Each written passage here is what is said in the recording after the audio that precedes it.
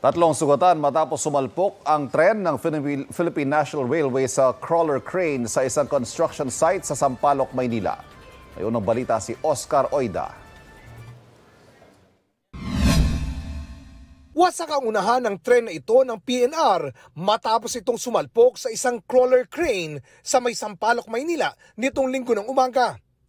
Sa inisyal na pagsisiyasat, paparating raw noon ang tren ng PNR sa may Antipolo Railroad Track sa Sampaloc. Nang biglang gumalaw ang isang crawler crane na gamit sa ginagawang NLEX-SLEX connector project sa lugar.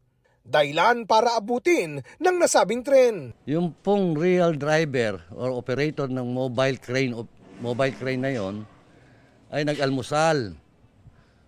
Nagkape po. Ang ginawa nung kanyang assistant, pinakialaman. Siguro gustong matuto. Pinakialaman. Parating na po ang tren patungong Malabon.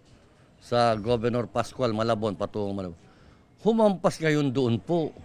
Tatlo ang nasugatan kabilang ang operator at konduktor ng tren at isa pang pasahero.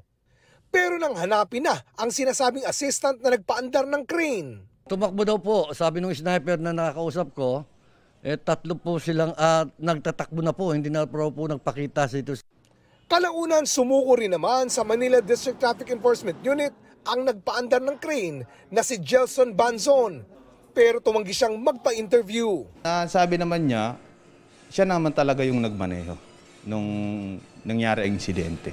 Sa ngayon, pinag-iisipan na raw ng PNR ang gagawing hakbang kaugnay sa pangyayari. Meron kasing damage to property, no? And more than that, nasaktan yung aming personnel. So mabuti na nga lang at walang naging problema tayo sa pasahero. Sinusubukan pa ng GMA News na makuha ang panig ng kontraktor ng proyekto. Yan ang unang balita. Oscar Oida, buong puso para sa Pilipino.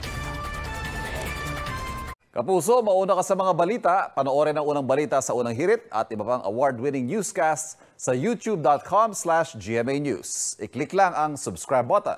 Sa mga kapuso abroad, maaari kaming masubaybayan sa GMA Pinoy TV at www.gmanews.tv.